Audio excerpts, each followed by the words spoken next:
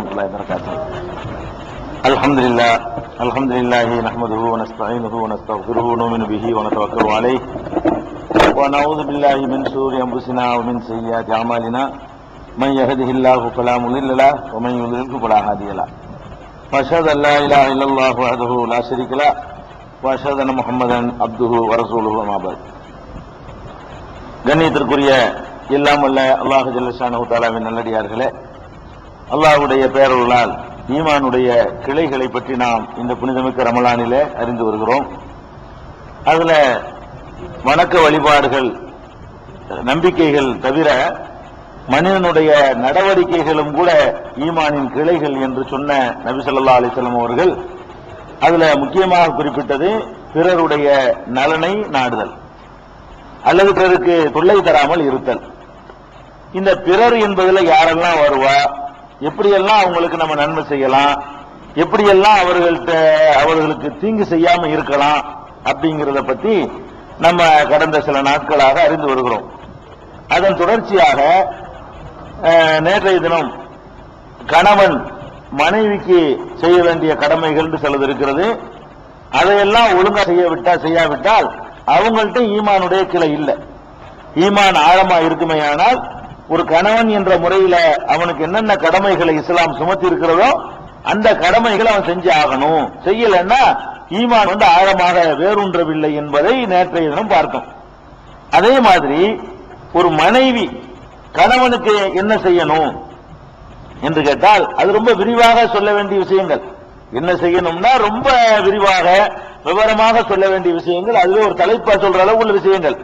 சாட்டா சுருக்கமா சொல்வதாக இருந்தால் நபிகள் நாயகம் ஸல்லல்லாஹு அலைஹி வஸல்லம் சொல்கிறார்கள், ஒவ்வொருவருமே ஒரு பொறுப்பு ஒப்படைக்கப்பட்டவர்கள், தங்கள் பொறுப்பை பற்றி விசாரிக்கப்படுவீர்கள் என்று வரக்கூடிய ஒரு பெரிய ஹதீஸ்ல பெண்களை பற்றி சொல்லும்போது சொன்னார்கள், வல் மர்அத்து ஃபீ பைத்தி ஜௌஜிஹா ராயியத்துன். ஒரு பெண் அவளுடைய கணவன் வீட்டை பொறுத்தவரை அதை பராமரிக்கக்கூடியவளாக, பேணி நடக்கக்கூடியவர்களாக இருக்க வேண்டும் என்று நபிகள் நாயகம் ஸல்லல்லாஹு அலைஹி வஸல்லம் சொல்கிறார்கள். முதல்ல ஒரு பெண் என்ன செய்யணும்னா, இன்னொருத்தனுடைய வீட்டுக்கு நம்ம வந்துடுறோம், கணவன்கிற உரிமையை பெற்று வந்து விடுகிறோம். வந்த பிறகு கணவனுடைய வீட்டில் அதிகப்படியான உரிமை எடுத்துக்கிறோங்கிற பேர்ல பொருளை நாசமாக்குறது, வீண் விரயம் பண்றது, நம்ம வீட்டில் எவ்வளவு சிக்கனமா இருந்தோமோ அந்த மாதிரி இல்லாம பொருளாதாரத்தை நாசப்படுத்துறதெல்லாம் பெண்கள்கிட்ட இயற்கையாகவே இருக்குது. நம்ம பார்க்கிறோம், நிறைய பொருளாதாரத்தை வேஸ்ட் பண்ணிட்டு இருக்காங்க. அப்ப கணவனுடைய பொருளாதாரத்தை வீண் விரயம் பண்ணாம அவனுடைய சக்திக்கு தகுந்தவாறு, அவனுடைய உழைப்பிற்கு வருமானத்துக்கு தகுந்தவாறு அவர்கள் பொருளாதாரத்தை செலவு செய்யணும். இல்லைன்னா அதை பத்தியும் அல்லாஹ் மறுமையில கேட்பானா. எப்படி ஒரு கம்பெனியில ஒரு மேனேஜரா நியமிக்கப்பட்டவர் அதுல ஏதாவது முறைகேடு பண்ணா, வீண் விரயம் பண்ணா, தேவையில்லாத செலவு பண்ணுனா விசாரிக்கப்படுவாரோ, அதே மாதிரி ஒரு பெண் அவள்கிட்ட நீங்க முழு அதிகாரம், குடும்பத்தினுடைய முழு அதிகாரம் அவர்களில் தான் இருக்குது. ஆண்கள் வீட்டை நிர்வகிக்கிறது ரொம்ப ரொம்ப குறைந்தவர்கள் தான். பெரும்பாலான வீட்டில் உள்ள பொருள்களை வாங்குறது போறது எல்லாமே பெண்கள் கையில தான் இருக்குது. ஆனால் இன்றைக்கு நீங்க பாக்குறீங்க, பெரும்பாலான பெண்கள்கிட்ட என்ன ஒரு பழக்கம் இருக்குன்னு கேட்டா, அவர்கள் என்னதான் கணவன் அவர்களுக்கு வாரி வாரி கொடுத்தாலும் சரி, இந்த கள்ளத்தனமாக தாய் வீட்டுக்கு சாமான்கள் அனுப்புறது, கள்ளத்தனமா அம்மா கூப்பிட்டு ஏதாவது கொடுக்கறது, இது நிறைய பேர் இருக்கு. அக்கா தங்கச்சியை கொடுக்கறது, அவன் உழைக்காம தருதலையா சுத்திட்டு இருந்தானா அண்ணன் தம்பிக்கா அவனுக்கு கூப்பிட்டு ரூபாய் கொடுத்துறது, இதெல்லாம் எங்க இருந்து செய்யறது? அதாவது புருஷனுடைய வீட்டில இருந்து அவனுக்கு தெரியாம, அவனுக்கு தெரிஞ்சவன் சம்மதத்தோட செய்வது வேற விஷயம். அவனுக்கு தெரியாமலேயே அவர்களுடைய தாய் வீட்டுக்கு சப்ளை பண்ணக்கூடிய காட்சியை நீங்க சர்வசாதாரணமா பார்க்கலாம். ஒரு 75% பெண்கள்கிட்ட இந்த நோய் இருக்கிறது. அதாவது வீட்டுல நம்ம சாப்பிட்டுக்கிறோம், நமக்கு வேண்டியது எவ்வளவு எடுத்துக்கிட்டாலும் தப்பு கிடையாது, நியாயமாக சாப்பிடுவதற்கு எடுக்கலாம். அது கூட பெருமானார் ஸல்லல்லாஹு அலைஹி வஸல்லம் அவங்கள்ட்ட ஒரு பெண்மணி கேட்கிறாங்க, ஹிந்து ரலியல்லாஹு அன்ஹா அவர்கள் கேட்கிறாங்க, அல்லாஹ்வுடைய தூதரே, இந்த மாதிரி என்னுடைய கணவர் ஒழுங்கா எனக்கு சஹீஹுல் புகாரியில 7161 ஹதீஸ் ஒழுங்கா செலவுக்கு தரதுல கஞ்சனா இருக்கிறார். என்னுடைய கணவர் எனக்கும் என் குழந்தைகளுக்கும் போதுமான அளவுக்கு தருவதில்லை. அப்படி இருக்கும் பொழுது நான் அவருடைய காசு அவருக்கு தெரியாம எடுத்துக்கலாமா, புருஷனுடைய காசை எடுத்துக்கலாமான்னு அந்த அம்மா கேட்கிறாங்க. நபி ஸல்லல்லாஹு அலைஹி வஸல்லம் சொல்லுகிறார்கள், எடுத்துக்க, ஆனா வந்து நியாயமான முறையில் எடுத்துக்க. அது எதுக்கு தான் எடுக்க அனுமதிக்கிறாங்க? ஒரு பெண்ணு வந்து கணக்காக எடுத்துக்கொள்ளலாம், தன்னுடைய பிள்ளைகளுக்காக வேண்டி எடுத்துக்கொள்ளலாம். குழந்தைகளுக்காக வேண்டி சரியா கொடுக்க மாட்டேங்கிறாரா, அதுக்காக வேண்டி கணவனுடைய பொருளாதாரத்தை வந்து நியாயமான முறையில் அவசியமான தேவையை கூட அவன் கொடுக்க மாட்டேங்கிறான்னா அதை எடுத்துக்கொள்ள ரசூல் ஸல்லல்லாஹு அலைஹி வஸல்லம் அனுமதிச்சிருக்கிறாங்க. இதை தவிர இதுக்கு நியாயம் போடுறாங்க. இதுலயே ஊதாரித்தனம் பண்றதுக்கு இல்ல, அநியாயமா செலவு பண்றதுக்கு மகங்காரம் கேட்பான், பொருளை நாசப்படுத்திட்டு வர்றதுக்காக வேண்டி, அதுக்கெல்லாம் எடுக்கக்கூடாது. அவசியமான உணவு, உடை, தேவையான பொருள்கள், பள்ளிக்கூடத்துக்கு தேவையான சாதனங்கள், இது மாதிரி இன்னைக்கு உலகத்துல என்ன தேவை அவசியமோ அது அவனுக்கு சக்தி இருக்கான்னு பார்த்து, அந்த கணவனுக்கு இதை கொடுக்க சக்தி இருக்குதா, இப்படிலாம் கொடுத்துட்டோம்னா நாளைக்கு அவன் கடன் வாங்காம இருப்பானா, அவனுக்கு வருமானம் வருதான்னு பார்த்து இதுக்குத்தான் எடுக்கிறதுக்கு அனுமதி இருக்கிறது. இன்னைக்கு நம்பி ஒருத்தன் வந்து என்ன அப்படி கொடுத்துட்டு போயிடறான். ஆம்பளையை பொறுத்தவரைக்கும் எப்படி நடக்கிறான்னு கேட்டா, பெரும்பாலும் வந்து குடும்பத்தோடவே இருக்கிற ஆம்பளைகள் ரொம்ப கம்மி. பெரும்பாலும் வெளியூர்ல போய் சம்பாதிப்பான், வெளியூர்ல தொழில் துறை வச்சிருப்பான், 3 மாசத்துக்கு ஒருக்கா 6 மாசத்துக்கு ஒருக்கா வருவான். சம்பளத்துக்கு இருந்தானா 1 வருஷத்துக்கு ஒருக்கா வருவான். வெளிநாட்டுக்கு போனா 3 வருஷத்துக்கு ஒருக்கா வீட்டுக்கு வருவான். இவ்வளவு காலகட்டமும் முழு நம்பிக்கையோட ஒப்படைக்கிறான். முழு நம்பிக்கையோட வீடு, வாசல், சொத்து, சுகம் எல்லாத்தையும் பராமரிக்கிற பொறுப்பு ஒப்படைக்கிறான்னு சொன்னா எவ்வளவு விசுவாசமா நடக்கணும். இப்ப நமக்காக வேண்டி சேர்ந்து கஷ்டப்படுறாருன்னு சொல்லி விசுவாசமா நடக்கணும். இன்றைக்கு என்ன நடந்து கொண்டிருக்குன்னு கேட்டா, கணவனுக்கு தெரியாமலேயே அவங்க வீட்டு பொருள் எடுத்து அவங்க வகைராக்களுக்கு வீணான முறையில, கள்ளத்தனமான முறையில கொடுக்கறாங்க பாருங்க. இதெல்லாம் பிராடு, திருட்டு, மோசடி, இந்த குற்றங்களுக்கு என்ன இருக்குதோ புருஷனுடைய இது நல்லா விட போறது இல்ல. புருஷனுடைய இதுல உனக்கு என்ன அனுமதி இருக்குதோ அதைத்தான் எடுக்கணுமே தவிர அதுக்கு மேல எடுத்து அவனை ஓட்டாண்டி ஆக்கிடுறாங்க. 10, 3, 5 வருஷம் சவுதியில இருந்துட்டு வர்றான், என்னண்டு ஒண்ணும் இல்லைங்கிறான். 5 வருஷம் அனுப்பிக்கிட்டு இருக்கான், மாசம் மாசம் 5000, 6000 அனுப்புறான்.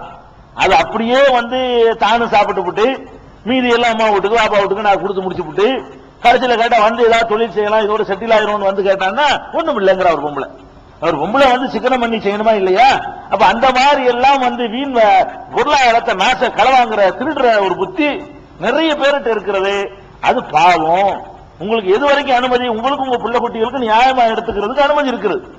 இது போக திருடுவது மட்டும் பெண்கள் செய்யற தப்பு இல்ல, அவங்க உழைக்கிறது இல்ல பாருங்க. முஸ்லிம் சமுதாயத்தை பொறுத்த வரைக்கும் மற்றவர்கள் அவங்களும் சேர்ந்து கஷ்டப்பட்டு டபுள் வேலை சுமத்தி வச்சிருக்கிறாங்க. முஸ்லிம் சமுதாயத்தில் பெரும்பாலும் பெண்களுடைய உழைப்புல யாரும் வாழ்வதில்லை. அவர்களுக்கு எந்த கஷ்டமும் கொடுக்காம அவர்களுக்கு சேர்த்து ஆம்பளை தான் உழைக்கிறான்.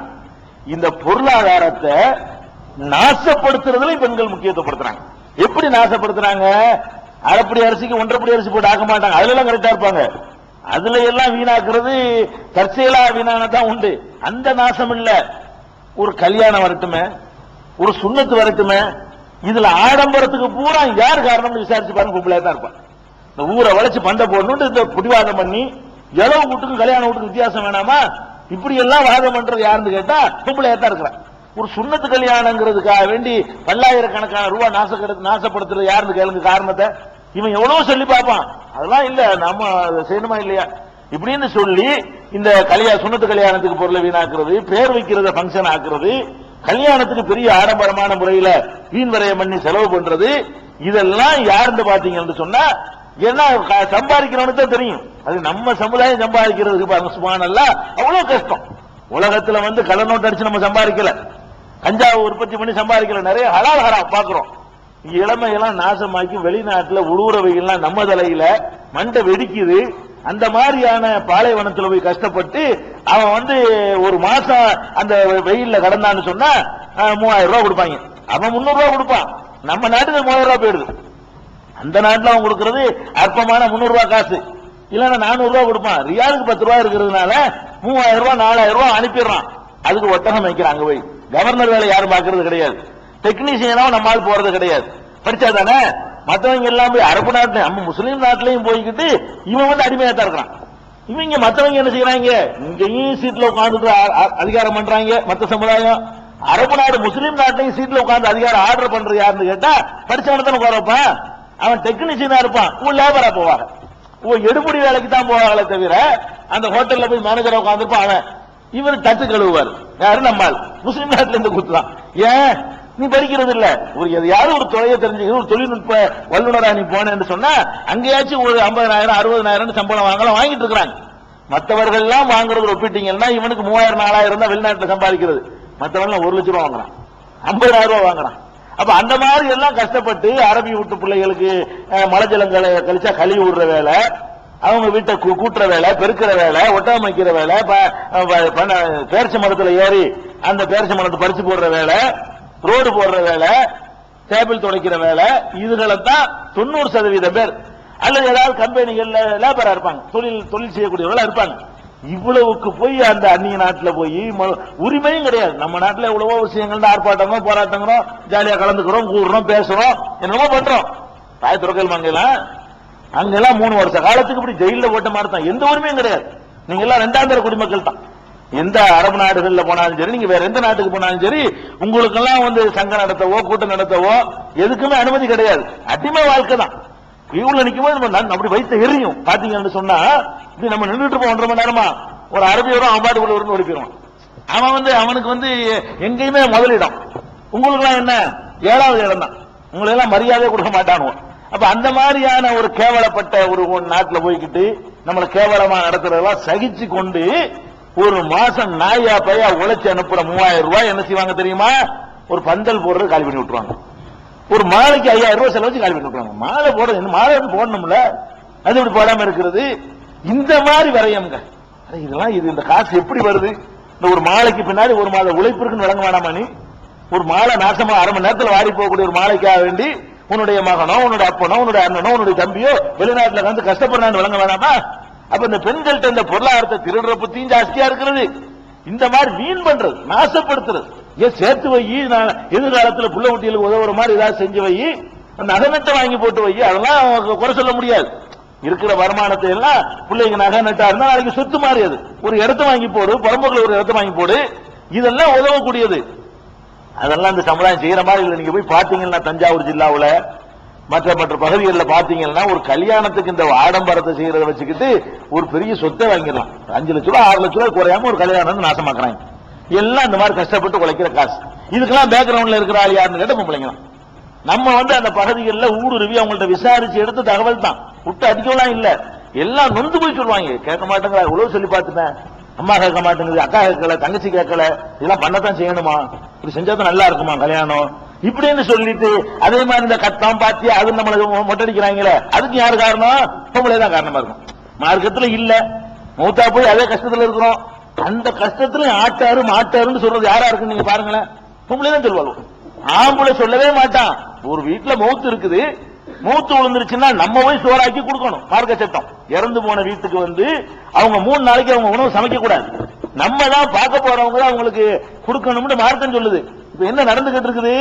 மண்டையை போட்ட உடனே பொம்பளை எல்லாம் வந்துருவாங்க பக்கத்தில் உள்ளால், ஆடுவாங்களே ஒன்னும், அரிசி மூட்டை வரலையா ஒன்னும் இப்படின்னு சொல்லி பாருங்க. இது எல்லாம் நம்ம நீங்க ஆய்வு பண்ணி பாத்தீங்கன்னா 95% இதுக்கு கீ கொடுக்கிற பொம்பளையா தான் இருக்கும். 95% ஒண்ணு ஆம்பளை தான் விரும்ப மாட்டான். இது இந்த நேரத்தில் இப்படி செய்யறாங்கன்னு இருக்கு. அதெல்லாம் நினைச்சே பாக்குறது இல்ல. சாவு வீட்டுல அந்த கௌரவத்தை விடக்கூடாது. இளவு கூட போனாலும் நினைச்ச கூடாது. இந்த வரட்டு கௌரவத்துக்கு நாசப்படுத்துறதுக்கு பாருங்க, இந்த சுபாவத்தை பெண்கள் மாத்தி ஆகணும். வரட்டு கௌரவம் எல்லாமே வரட்டு கௌரவம் தான். அவங்களை திங்கிறது எல்லாம் பெரிய இது பண்ண மாட்டாங்க. வரட்டு கௌரவத்துக்காக வேண்டியே செலவழித்து வைக்கிறது. அந்த வீட்டுக்கு வந்துச்சு எனக்கு இருக்கணும்ல, அவன் வாங்கிட்டான்ல பிரிச்சு, எனக்கு இல்லாம எப்படி இருக்கிறது? இது வரட்டு கௌரவங்கிறது. அவள்கிட்ட இருக்கிறது அவ கொடுத்தனா உன்கிட்ட உள்ள நீ கொடுத்துட்டு போ, அது எனக்கு வேணுங்கிறது. அவ வசதி உள்ளவன் 20,000 ரூபாய் சம்பாதிக்கிறோம், 10,000 ரூபாய்க்கு பட்டு கூட வாங்கி கொடுப்பான். ஏழை வீட்டுக்கு மனைவியா இருக்கணும்னு சிவா எனக்கு அது வாங்கி தெரியா இல்லையா? அப்ப லஞ்சம் வாங்குவான், களை வாங்குவான், மொபைல் தெரியாம திருடிட்டு வருவான். இப்ப பண்ற வேலையினால பெரும்பாலான ஊழல் லஞ்சத்துக்கெல்லாம் காரணம் இவருடைய நச்சரிப்பு தான். பெண்கள் பண்ற நச்சரிப்பு என்ன ஆகுதுன்னு கேட்டா, நல்லா நடக்க நினைக்கிறவனையும் வீட்டுல நுழைஞ்ச உடனே ஒரு முகத்தை ஒரு மாதிரியா வச்ச உடனே இவனுக்கு ஆயிரும். இப்படி இருக்கிறாங்களே பட்டுக்கூட நான் எங்க வாங்குவேன்? 2,000 ரூபாய் சம்பளத்துல நான் எங்க பட்டுக்கூடைக்கு போவேன்?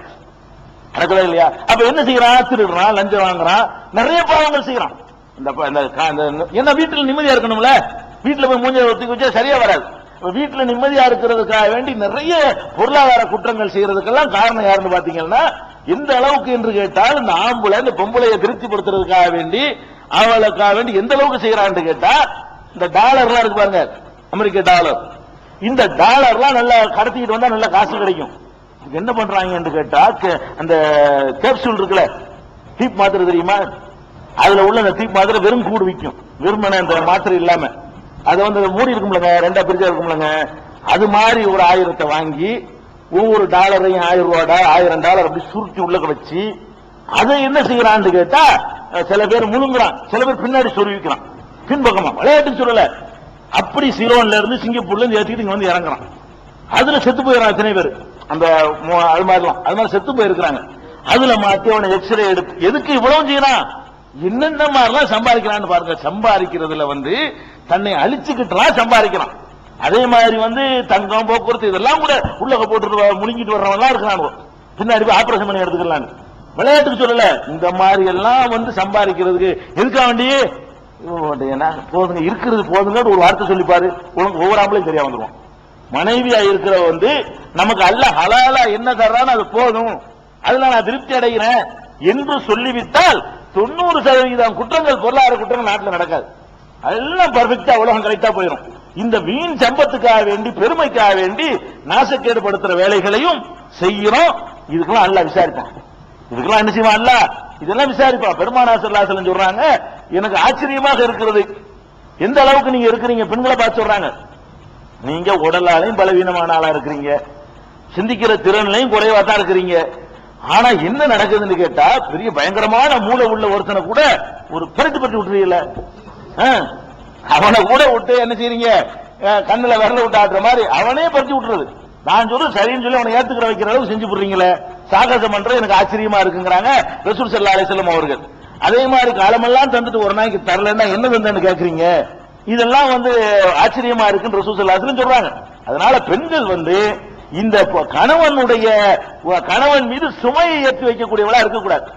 அவனுக்கு என்ன வருமானம் அல்லாஹ் தருகிறானோ அதை கொண்டு, ஹலாலான வருமானம், அதை கொண்டு வாழ்க்கை நடத்துறதுங்கிற இந்த ஒரு பெரிய கடமையை பெண்கள் செய்ய தவறுறாங்க. எல்லா சமுதாயத்திலையும், முஸ்லிம்கள்ல மட்டும் இல்ல, எல்லா சமுதாயத்திலையும் பெண்கள் வந்து இந்த கணவனை வந்து அப்படி நினைக்கிறதே இல்லை. அந்த மாதிரியாக கஷ்டப்படுத்தக்கூடிய காட்சியை பார்க்கிறோம். இதெல்லாம் வந்து மார்க்கத்தில் இல்லாதது, செய்யக்கூடாது.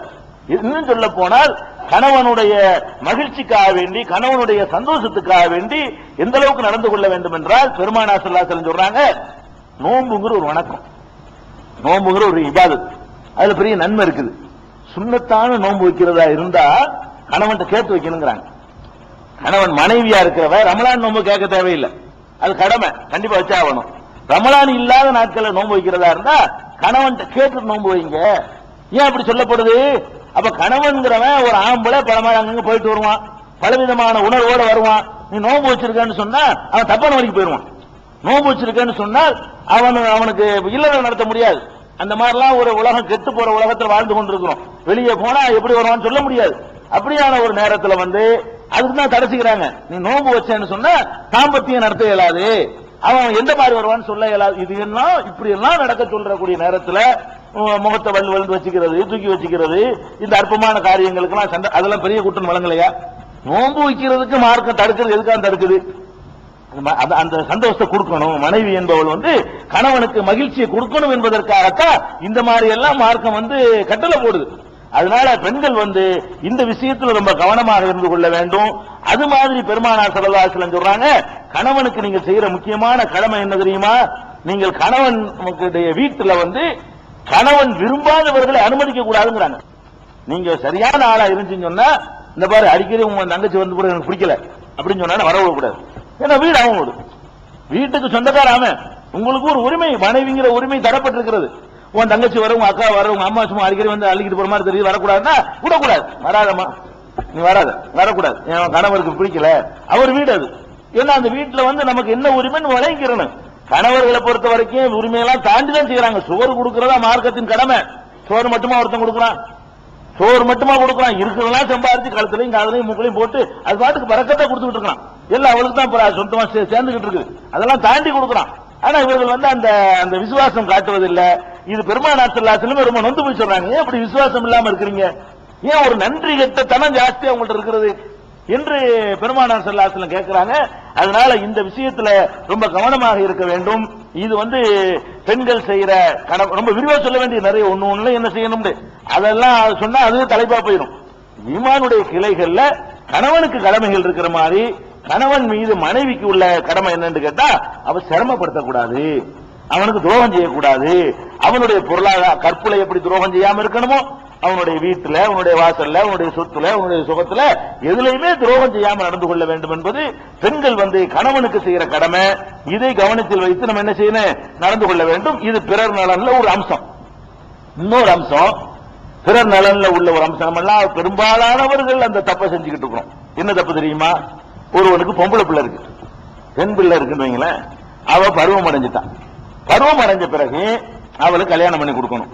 இந்த திருமணம் முடிச்சு கொடுக்கறதுல அவளுடைய உணர்வுகளை நீங்க என்னைக்காவது மதிக்கிறீங்களா? பெரும்பாலான தகப்பன்மார்கள் அவள்கிட்ட விருப்பம் கேட்கறீங்களா? அவளுக்கு பிடிக்குதான்னு கேட்கறீங்களா? அவளுக்கு பிடிக்கலன்னு சொன்னா அதை ஒதுக்கிட்டு பிடிக்கிற மாதிரி மாப்பிள்ளையை தேடுறீங்களா? முஸ்லீம் சமுதாயத்திலையும் கிடையாது, வேற பெரும்பாலான சமுதாயங்களையும் கிடையாது. அவளுக்கு எந்த ஒரு உரிமையும் இல்லாத மாதிரி தான் 1400-1000 வருஷமா நம்ம உலகத்தில் பார்த்துக்கிட்டு தான் இருக்கிறோம். இதான் நடந்து கொண்டிருக்கிறது. இன்றைய 20ஆம் நூற்றாண்டுலையும் 1-2 ஏதாவது வித்தியாசமா இருக்குமே தவிர பெரும்பாலானவர்களுடைய நிலைமை என்னன்னு கேட்டா, பெத்த மகள்ங்கிற முறையில் அவள் ஒரு பிறத்தியார் தான். அவளுக்கு நீ செய்யற கடமையில முக்கியமான கடமை என்னன்னு கேட்டா, அவளுக்கு விரும்புகிற வாழ்க்கையை தேர்ந்தெடுத்து கொடுக்கணும். இது நம்ம என்னமோ ஒரு மகளுக்கு அப்பங்கார முதலாளி நினைச்ச கூட எஜமான் கிடையாது. நீ பெத்த அப்ப உனக்கு மரியாதை செலுத்தணும், நீ நின்று கல்யாணம் பண்ணி வைக்கணும், அதெல்லாம் உனக்கு உரிமை இருக்கிறது. ஆனால் பெருமானார் ஸல்லல்லாஹு அலைஹி வஸல்லம் சொல்றாங்க, லா துன்கஹுல் அய்யுமு ஹத்தா துஸ்தமர, கன்னி பெண்ணாக இருந்தாலும் ஒலா துன்கஹுல் பிக்ரு ஹத்தா துஸ்தாதன, கன்னி பெண்ணா இருந்தாலும் சரி, விதவ பெண்ணா இருந்தாலும் சரி, இரண்டாவது மேரேஜ் பண்ணி கொடுக்கறா இருந்தாலும் சரிதான், அனுமதி சம்மதம் வாங்காமல் திருமணம் செய்யக்கூடாது. இது தெளிவான கட்டளை. தகப்பனுக்கு அந்த உரிமை இல்ல, தாய்க்கு அந்த உரிமை இல்ல.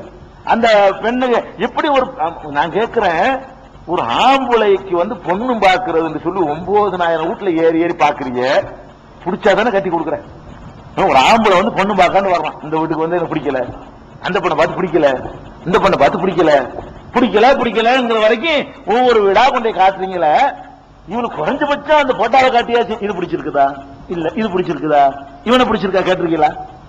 அந்த மாதிரி அவளுக்கு ஒரு ஆசை இருக்கு, அவளுக்கு ஒரு எதிர்பார்ப்பு இருக்கு, அவளுக்கு ஒரு உணர்வு இருக்குன்னா நம்ம நினைக்கிறோமா? அது இல்ல. பெண் குழந்தைகளுடைய உரிமைகளை பறிக்கிறதுல மற்ற சமுதாயங்களுக்கு அந்த உரிமை வழங்கப்படல. அவங்க மார்க்கத்துல இஸ்லாத்தை பொறுத்த வரைக்கும் அந்த உரிமை வழங்கப்பட்டிருக்கு. எந்த அளவுக்கு வழங்கப்பட்டிருக்கு கேட்டா, நபிகள் நாயகம் ஸல்லல்லாஹு அலைஹி வஸல்லம் அவங்கள்ட்ட ஒரு பெண்மணி வர்றாங்க, அல்லாஹ்வுடைய தூதரே, என்னுடைய தகப்பனார் என்னுடைய அனுமதி இல்லாமல் ஒரு ஆளு கல்யாணம் பண்ணி விட்டாரு, என்கிட்ட பர்மிஷன் கேட்கல, என்கிட்ட சம்மதம் கேட்கல, அப்படின்னா எனக்கு பிடிக்காத ஆளுக்கு வச்சுட்டாங்கன்னு அர்த்தம், கல்யாணம் பண்ணி வச்சுட்டாரு. உடனே ரசூல் ஸல்லல்லாஹு அலைஹி வஸல்லம் சொல்றாங்க, அப்படியான திருமணம் செல்லாதுன்ட்டாங்க, ரத்துன்ட்டாங்க. நீ கணவனும் இல்ல, நீ மனைவியும் இல்ல, ஒரு கணவரும் இல்லைன்ட்டாங்க. அப்ப அந்த அம்மா என்ன சொல்லுதுன்னு கேட்டா, இல்ல நான் அவரோட வாழ்க்கை நடத்துறேன், இப்ப வாழ்க்கை நடத்துறேன், அதுக்காக ஒரு திருமணத்தை முடிக்க வேணாம், பெண்களுக்கு இந்த உரிமை இருக்குன்னு உலகத்துக்கு தெரியும், அதுதான் கேட்டேன். பரவாயில்லை, தகப்பன் செய்த முடிவை நான் ஏற்றுக்கொள்கிறேன், திருமணத்தை நீங்க ரத்து செய்ய வேண்டாம், ஆனால் பெண்களுக்கு தங்கள் வாழ்க்கையை தேர்ந்தெடுத்துக் கொள்வதில் அந்த உரிமை இருக்குது என்பதை நான் சொல்வதற்காகத்தான் இதை உங்கள்ட்ட பகிரங்கமா கேட்கிறேன் என்று அந்த பெண்மணி சொன்ன ஹதீஸை நீங்கள் புகாரில பார்க்கலாம். அப்ப ஒரு பெண்ணுக்கு சம்மதம் கேட்காமல் நீங்க கல்யாணம் பண்ணி வச்சீங்கன்னா, இஸ்லாமிய கவர்மெண்ட் நடந்துச்சுன்னா, ஒழுங்கான இஸ்லாமிய கவர்மெண்ட், பெருமானார் ஸல்லல்லாஹு அலைஹி வஸல்லம் அவர்கள் காட்டிய வழியில் ஒரு கவர்மெண்ட் இருக்குன்னு சொன்னா, திருமணம் ரத்து செய்யப்பட்டு விடும். நீங்க எழுதினாலும் சரி, கையெழுத்து போட்டாலும் சரி, என்ன செஞ்சிருந்தாலும் சரி, திருமணம் செல்லாது. அப்ப அந்த மாதிரியான ஒரு விஷயம் இருக்கும் பொழுது பெண்களுடைய உணர்வுகளை ஒவ்வொருவரும் மதிக்க வேண்டும். அதே நேரத்தில் பொம்பளை பிள்ளைய தானா போய் கல்யாணம் பண்ணிக்கிற அனுமதி கிடையாது, தானா போய் கல்யாணம் பண்ண அனுமதி கிடையாது. அவள் யாரை விரும்புகிறாளோ அது இஸ்லாமிய சட்டத்துக்கு உட்பட்டு இருக்குமே, ஆனால் அதை கல்யாணம் பண்ணி கொடுக்கிற கடமை நமக்கு இருக்கிறது. அதுக்காக வேண்டி ஒரு முஸ்லீம் முஸ்லீம் அல்லாதவர்களை கல்யாணம் பண்ணவே கூடாது. மற்ற அனுசரிப்புகள் எல்லாம் இஸ்லாம் ஜாதி மதம் பார்க்கல. திருமண விஷயத்துல அதுல உறுதியா நிக்குது. ஏன்னா 2 பேரும் சேர்ந்து வாழும் பொழுது ஒரு கொள்கை இருக்கணும், ஒரு கோட்பாடு இருக்கணும், பிள்ளை குட்டிகளை எப்படி வளர்க்கறதுல இருந்து, சொத்து பிரிவினையில இருந்து, விவாகரத்து பிரச்சனையில இருந்து பல சட்ட சிக்கல்கள் வரும், குழப்பங்கள் வரும். அதனால இஸ்லாம் என்ன சொல்லுதுன்னா, முஸ்லிமான ஆண் முஸ்லிமான பெண்ணை தான் கல்யாணம் பண்ணணும், முஸ்லிமான பெண் முஸ்லிமான ஆணை தான் கல்யாணம் பண்ணணும். வேற மாதிரி அந்த மாதிரி வரம்பு மீறி போகும்போது நீங்க தடுக்கலாம். அதுல எல்லாம் நீங்க அவங்களுக்கு கேட்கணும்னு அவசியம் கிடையாது. தப்பான முறையில மார்க்கத்தில் அனுமதி இல்லாத ஒரு உறவு முறையை கல்யாணம் பண்ணிட்டு ஒரு பெண்ணு விரும்பினான்னு சொன்னா அதை நம்ம கொடுக்க முடியாது. அப்படின்னா நீங்க உனக்கு எனக்கு சம்பந்தம் இல்லைன்னு போயிட வேண்டியது. அந்த மாதிரி போனா அது வேற விஷயம். மார்க்கத்தில் அனுமதிக்கப்பட்ட ஒரு முஸ்லிமா விரும்புறா, அவங்களுக்கு அந்த மாப்பிள்ளை எனக்கு பிடிச்சிருக்கு, கேட்டாலும் ஒரு தப்பே கிடையாது. சுல்லா காலத்துல இந்த மாதிரி சஹாபி பெண்கள்லாம் இப்படி கேட்டுக்கிறாங்க, எனக்கு இவரை தான் பிடிக்குது அவரை பிடிக்கல வந்து ரசூலுல்லாஹ் அப்படி கேட்கறாங்க, அல்லாஹ்வுடைய தூதரே என்னை வந்து 2 பேர் என்னை விரும்புறாங்க. ஒரு பெண் வந்து கேட்குது, ஒரு பெண்ணு மகந்திரா வந்து என்னை 2 பேர் விரும்புறாங்க, நான் யாரை கல்யாணம் பண்ண, உங்க அட்வைஸ் வச்சுதான் நான் பண்ண வேண்டி இருக்குது அப்படின்னு கேட்கறாங்க. விரும்புறதுல எப்படி இந்த பொம்பளைக்கு தெரியுதுன்னா பேசிருக்காங்கன்னு அர்த்தம். ஒரு பெண்ணு வந்து சொல்றாங்க. அப்ப ரசூலுல்லாஹ் சொல்றாங்க, நீ விரும்புற ஆள் ஒரு ஆள் இருக்காரு, அந்த ஆள் கஞ்சன், காசு இழக்க மாட்டாரு. இன்னொரு ஆள் இருக்காரு, அந்த ஆள் என்னன்னு கேட்டா அட்டி பின்னிக்கிட்டு கோவக்காரன் அந்த ஆளு, நீ முடிவு பண்ணிக்க. கஞ்சனா இருந்தாலும் பரவாயில்லை நினைச்சு நல்ல சொகுசா வாழ் நினைச்சுன்னா அந்த ஆள் கட்டாத விளங்க, அந்த ஆள் எதுக்கிறதாலும் கையை வாங்கிடுவாரு, அப்படி ஆளு. அந்த மாதிரி என்ன செய்யறாங்க ரசூலுல்லாஹ் ஸல்லல்லாஹு அலைஹி வஸல்லம் 2 பேரை பத்தி அனலைஸ் பண்ணி அவருக்கு பதில் சொல்றாங்க, அந்த அம்மாவுக்கு சொல்றாங்க. அதுக்கப்புறம் அவங்க பெற்றோர்கள் கல்யாணம் பண்ணி வச்சிருப்பாங்க, அது ஒரு விஷயம். அப்ப பெண்களுக்கு இந்த மாதிரியான உரிமை இருக்கிறது தெரியவும் இல்ல. நம்ம வாட்டுக்கு என்ன செய்வாங்க, சம்மதம் வாங்குவாங்க. நம்ம சமுதாயத்தில் எப்படி சம்மதம் வாங்குவாங்க தெரியுமா, எல்லாம் உங்களா முடிவு பண்ணிக்கிட்டு இவங்களா தேதி வரைக்கும் நிர்ணயிச்சுக்கிட்டு என்ன எல்லாம் பேசிக்கிட்டு சபையில உட்கார வச்சுக்கிட்டு அதுல வேணா அந்த புத்தகத்தை கூட கையெழுத்து வைப்பா. அதான் சம்மதம். சம்மதம் கேட்கறது எப்ப, அந்த கடைசி கட்டத்தில் போய்கிட்டு கையெழுத்து போடுமா கையெழுத்து போடுமான்னா என்னது, முதல்ல கேட்டியா அம்மா விட்டு கேட்க சொல்லலாம், ஃப்ரெண்ட்ஸ் தோழிகளை விட்டு கேட்க சொல்லலாம், பிடிச்சிருக்கான்னு கேட்க சொல்லலாம். அப்ப அந்த மாதிரி எல்லாம் வந்து கொடுமைப்படுத்தக்கூடாது. பெரும்பாலான வாழ்க்கை நரகமா இருக்கிற காரணம் தான். அவன் விரும்புறத வந்து விரும்பாத ஒன்றை திணிக்கவே கூடாதுல்ல. விரும்புறத கொடுக்காது ஒரு தப்பு, அவனுக்கு பிடிக்கவே இல்லைன்றுவா, நான் சொந்த விட்டு போயிடக்கூடாது, நான் வாக்கு கொடுத்துட்டேன், நீ யார் வாக்கு கொடுக்கறதுக்கு, வாக்கு கொடுத்து அவனுக்கு ஆடு மாடா, அல்லாஹ் வந்து அந்த சுதந்திரத்தை அவளுக்கு கொடுத்துருக்கான், சம்மதம் வாங்கணும்னு சொல்லி இருக்கிறான். நீ எப்படி வாக்கு கொடுக்குற, கேட்டு வாக்கு கொடு, அவனோட சம்மதம் கேட்டு இந்த மாதிரி வாக்கு கொடுக்கலான்னு கேளு, நான் சொல்ற மாப்பிள்ளைய கட்டிக்கிறியான்னு கேளு, சம்மதிச்சானா அதுக்கு பிறகு செய்யலாம். அப்ப கூட சஹாபாக்கள் கேட்கிறாங்க, விதவை பெண்ணா இருந்தா சம்மதம் தெரிவிச்சிருவாள, கன்னி பெண் வைக்கப்படுவாள என்று ரசூல் ஸல்லல்லாஹு அலைஹி வஸல்லம் சஹாபாக்கள் கேட்கிறாங்க. சம்மதம் கேட்கணும்னு நீங்க சொல்றீங்க, சம்மதம் சொல்றது வைக்கப்படுவாங்கல்ல, கன்னி பெண்ணா இருந்தா வைக்கப்படுவாங்கல்ல. அப்ப ரசூல் ஸல்லல்லாஹு அலைஹி சொல்றாங்க, கைஃப இதுமுகா, எப்படி சம்மதம் வாங்குறது, அந்தஸ்குத, அவ மௌனமாயிருவாள்ல. பிடிக்கலங்கிறது சொல்றதுக்கு யாரும் வைக்கப்பட மாட்டாங்க, பிடிக்குங்கிறது தான் வெக்கமா இருக்கும். ஒரு பெண்ணுக்கு வந்து இந்த ஆளை பிடிக்கலன்னு சொல்றது வெக்கம் வராது, எனக்கு பிடிச்சிருக்குன்னு சொல்றது தான் வெக்கம் வரும். அப்ப வந்து பேசாம இருந்துட்டா பிடிச்சிருக்குன்னு நினைக்க, பிடிக்கலன்னா ஓப்பனா சொல்லிட்டு போயிருவா, பிடிக்கலன்னா என்ன செய்வா, உடைச்சு பேசி விடுவா என்று பெருமானார் ஸல்லல்லாஹு அலைஹி வஸல்லம் அதுக்கு வழியையும் சொல்கிறார்கள். அப்ப அந்த மாதிரியான முறையில இந்த ஒரு தப்பு நம்ம சமுதாயத்தில் சர்வசாதாரணமா நடக்கிறது. இந்த உரிமைகள் நம்ம மறுக்க கூடாது. பெரும்பாலும் பெண்களுக்கு இஸ்லாம் வந்து கொடுமை இருக்குன்னு குற்றம் சுமத்திட்டு இருக்கிறாங்க. இஸ்லாம் கொடுக்கிற உரிமை அளவுக்கு எவனும் கொடுக்கல. இன்னைக்கு 20ஆம் நூற்றாண்டுல கூட ஒரு விவாகத்தை ரத்து செய்யற உரிமை கூட எவனும் கொடுக்க முடியல. பெண்கள் இஸ்லாம் கொடுத்திருக்குது. இஸ்லாம் வந்து ஒரு பெண்ணுக்கு புருஷனை பிடிக்கலன்னு சொன்னா அவ பாட்டுக்கு ஈஸியா ரத்து பண்ணிட்டு போய்க்கலாம். புருஷனுக்கு மனைவி ரத்து செய்யற அதிகாரம் இருக்கிற மாதிரி மனைவிக்கு கணவனுக்கு ரத்து செய்யற அதிகாரமும் ஈஸியான முறையில இருக்கிறது. அந்த அளவுக்கு உரிமை கொடுத்திருக்கிற ஒரு மார்க்கத்துல நடைமுறையில் நம்ம என்ன செய்ய மாட்டேங்கிறோம், இதை கொடுக்க மாட்டேங்கிறோம். இது ஒரு பிறர் நலம் பேணுவதில் உள்ள முக்கியமான ஒரு விஷயம். இதுலையும் நாம் கவனத்தில் எடுத்துக்கொள்ள வேண்டும். அடுத்தது, இந்த பிறர் நலத்துல பேணுறதுல இன்னொரு முக்கியமான விஷயம் என்னன்னு கேட்டா, ரசூலுல்லாஹி ஸல்லல்லாஹு அலைஹி சொன்னது இதை தனித்து குறிப்பிட்டு சொல்றாங்க. என்னன்னு கேட்டா, இந்த சலாம் சொல்றதுக்கு பாருங்க, ஒருத்தர் சந்திக்கும் பொழுது ஒருத்தரை பார்த்துடுறோம், பார்த்தவன அந்த மனுஷனுக்கு நாம் ஒரு நலம் நாட வேண்டும். அது என்ன நலன், காசு, எல்லாருக்கும் காசு கொடுக்க இயலாது. காசு கொடுக்கிறது வசதி உள்ளவன் ஏழைக்கு கொடுக்கிறது தான். சந்திச்சவன எனக்கு கொடுக்கறாங்க, என்ன கொடுக்கிறது, யாரும் யாருக்கும் கொடுக்கக்கூடியதா இருக்கணும். அது என்னன்னு கேட்டா ரசூலுல்லாஹி ஸல்லல்லாஹு அலைஹி சொல்றாங்க, சலாம் சொல்லணும். ஒரு முஸ்லீம் இன்னொரு முஸ்லீமுக்கு செய்யற கடமைகள்ல முக்கியமானது என்னன்னு கேட்டா சலாம் சொல்லி ஆகணும். இந்த சலாம் சொல்ற வழக்கம் வந்து ரொம்ப அரிதாகி போச்சு. ஒருத்தர் சலாம் சொல்றதுக்கு பாருங்க, பெருமானார் ஸல்லல்லாஹு அலைஹி வஸல்லம் கேட்கிறாங்க, ஐயுல் இஸ்லாமி கைருன், இஸ்லாத்திலேயே எந்த காரியங்கள் சிறந்த காரியங்கள் சொல்லுங்க. ரசூல் ஸல்லல்லாஹு அலைஹி வஸல்லம் சொல்றாங்க, துத்இமு தஆம், பசிச்சவங்களுக்கு உணவு கொடு. தக்ரவு சலாம் அலாமன் அரப்தம் மல்லம் தாரிக், தெரிந்தவர்களுக்கும் தெரியாதவர்களுக்கும் சலாம் சொல்லு. முஸ்லீம்னா என்ன செய்ய, இன்னும் சொல்ல போனா இன்னொரு விஷயம் இருக்கிறது. அதாவது இந்த சலாம் இருக்கு பாருங்க, நம்ம என்ன பண்ணிவிட்டோம், நமக்கு உள்ளது ஆக்கிவிட்டோம். சலாம்டா யாருக்கு தான் செய்யணும், முஸ்லீமுக்கு மட்டும்தான் சொல்லணும் என்று ஆக்கி முஸ்லீம் அல்லாதவர்களுக்கு சொல்லக்கூடாதுன்னு ஆன உடனே இப்ப என்ன ஆச்சு தெரியுமா, அவனுக்கு சொல்லக்கூடாதுன்னு சொல்லிட்டு அவன் என்ன சொல்றான் அதை இவன் சொல்ல ஆரம்பிச்சிடறான். சலாம் சொல்லக்கூடாது, வணக்கம் சொல்லலாமா, வணக்கம், நீனு சலாம் சொன்னா அவனும் சலாம் சொல்ல எந்த பழக்கம் வந்திருக்காது அவன்கிட்ட. அதாவது நீ சலான் சொல்லிட்டேன்னு சொன்னா திருப்பிட்டு அவனை சலான் சொல்ற ஆள் ஆக்குறத விட்டுவிட்டு இவன் என்ன பண்றான், அவனுக்கு சலான் சொல்லக்கூடாது, அப்ப என்ன செய்யணும், வணங்குறியா? நீ சலான் சொல்லக்கூடாதுன்னு போய் எங்க போய் விடுறாங்களா? இவன் சலான் சொல்லக்கூடாதுன்னு இவனா ஒரு தப்பான முடிவுக்கு வந்துகிட்டு இவன் என்ன பண்றான், அவனுக்கு போய் வணக்கம் சொல்றான், நமஸ்தே நமஸ்கார் அப்படிங்கிறான். ஏன் உனக்கு இந்த வேலை? அது நீ அவனை கண்ட சலாங்கிறது என்ன? சாந்தி. சலாங்கிறது என்ன? சாந்தி உண்டாகட்டும் அர்த்தம். இந்த சாந்திங்கிறது பாவ மன்னிப்பு நீ கேட்கல, அவனுக்கு சாந்திங்கிறது எல்லாருக்கும் தேவை, மன அமைதி. நீ வேணா ஒரு சலான் சொல்லும் போது அல்லாஹ் இவனுக்கு இஸ்லாம்ங்கிற மார்க்கத்தை ஏற்கிற வாய்ப்பு கொடுத்து அதன் மூலம் இவனுக்கு சாந்தியை கொடு நினைச்சுக்கிட்டு சலான் சொல்லு. அவன் அஸ்ஸலாமு அலைக்கும்னா உங்கள் மீது சாந்தி உண்டாகட்டும். சாந்திங்கிறது இஸ்லாம் தானே. அவன் இஸ்லாத்துக்கு வருவான், அடிக்கடி அவனுக்கு துவா செஞ்சுக்கிட்டு இருந்தேன்னு சொன்னா அவன் இஸ்லாத்துக்கு வர்றதுக்கு வாய்ப்பு இருக்குது, இந்த மார்க்கத்தை ஏற்றுக்கொள்றதுக்கு வாய்ப்பு இருக்குது, இந்த பழக்க வழக்கங்களை அவன் கடைபிடிக்கிறதுக்கு வாய்ப்பு இருக்கிறது. இப்ப என்ன ஆச்சு, இப்ப அந்த காலத்து நமஸ்காரத்துக்கு இப்ப உதாரணமா எடுத்துக்கொள்ளுங்க. இன்னொரு நாட்டினுடைய பழக்கம் அந்த குட் மார்னிங் குட் ஈவினிங் சொல்றாங்க, இதெல்லாம் இன்னொரு நாட்டு பழக்கம், நம்ம நாட்டு பழக்கம் இல்ல. அதை திணிச்சு வென்றெடுத்துட்டானா இல்லையா? எல்லாரும் சொல்ல வச்சுட்டானா இல்லையா? உலகத்தில் உள்ள எல்லாரையும் அவன் சொல்ல வச்சுட்டான். இந்த வணக்க முறைகளுக்கெல்லாம் முந்தினது நம்ம சலாம். சலாம்ங்கிறதுக்கு இவங்க இந்த குட் மார்னிங் கண்டுபிடிக்கிறதுக்கெல்லாம் முந்தினது 1400 வருஷத்தினுடைய பழமையானது இந்த சலாம்ங்கிறது. நீங்கள் இந்த மாதிரி சொல்லி இருந்தீர்களேயானால் என்ன ஆயிருக்கு, அடுத்தவர்களும் இதையே தங்களுடைய முகமனுக்கு யூஸ் பண்ண ஆரம்பிச்சிருப்பாங்க. இப்படி ஒவ்வொரு பழக்கமா வென்றெடுத்திருக்கலாம். நீங்க அதை சுருக்குன உடனேதான் அவன் சொல்லவும் மாட்டேங்கிறான், நீங்க வேற ஒண்ணு சொல்ல ஆரம்பிச்சிருக்கீங்க. பாவத்துக்கு உரிய ஒரு வார்த்தை சொல்றீங்க, நீங்க வணங்குறீங்க. நீங்க என்ன பண்றீங்க, ஒரு அதிகாரியை பார்த்தா வணக்கம் சலாம் அலைக்கும் சொல்ல வேண்டியானுங்க, அப்படி சந்தோஷப்பட்டுருவார்ல, என்ன பார்ப்பா நமக்கு சலாம் சொல்றாரு அவரு, நம்மளே அவரை ஒன்னா நினைக்கிறாரு, அப்படி நினைச்சிட மாட்டான். அவனும் அலைக்கும் சலாம் தப்பு தவிர 4 நாளைக்கு சொல்லி கரெக்டா சொல்ல ஆரம்பிச்சிருவான். நீ வேணா சொல்லி பாருங்களேன்.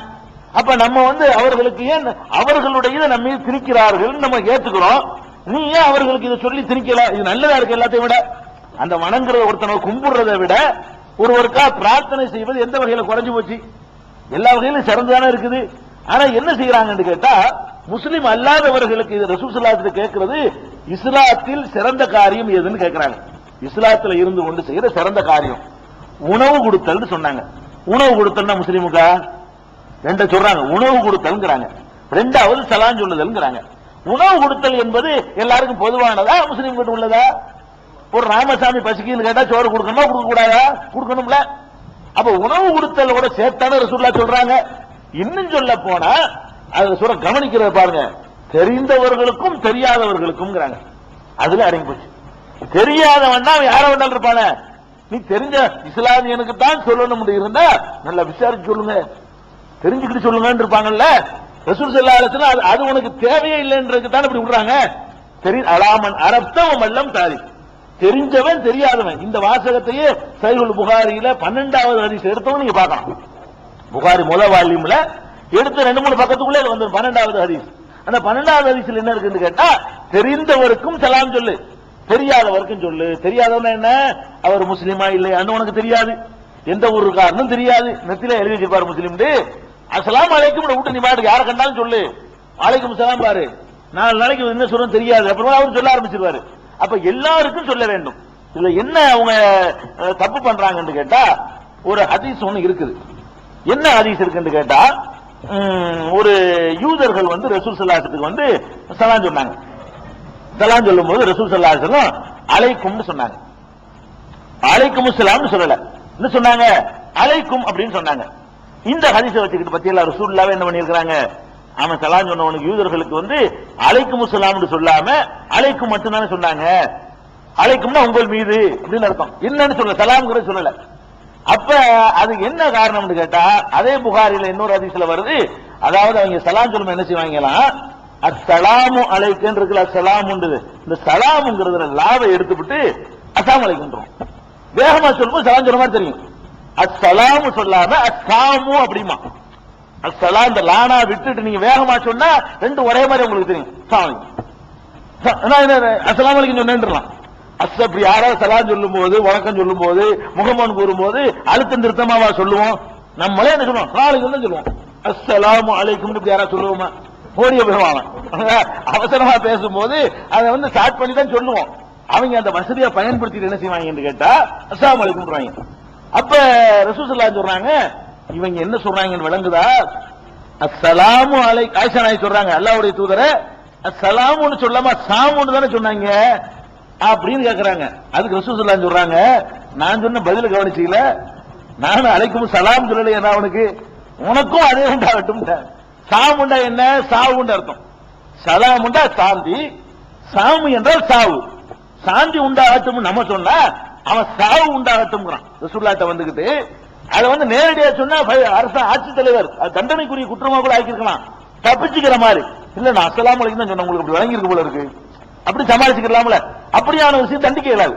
அந்த தைரியத்தில் என்ன பண்றதுன்னு கேட்டா அஸ்ஸலாமு அலைக்கும் அஸ்ஸலாமு அலைக்கும்ங்கிறது. அப்ப நாசமாப்புன்னு அதுக்கு அர்த்தம். அப்ப ரசூலுல்லாஹ் என்ன பண்ணுவாங்கன்னு கேட்டா, அப்படியா சொல்ற நீ அப்படின்னு சொல்லிட்டு விளங்கிக்கிட்டேன்னு காட்டுறதுக்காக வேண்டி அலைக்கும் உங்களுக்கு உண்டாகட்டும், அதே உண்டாகட்டும், அஸ்ஸலாம்ங்கிற வார்த்தையை சொல்லாம அதே உங்களுக்கு உண்டாகட்டும் அப்படி அந்த வார்த்தை கூட சொல்ல தவிர்க்கிறாங்க. இதுக்குத்தான் அப்படி சொன்னாங்களே தவிர ஒழுங்கா சொல்றவனுக்கு சொல்லல.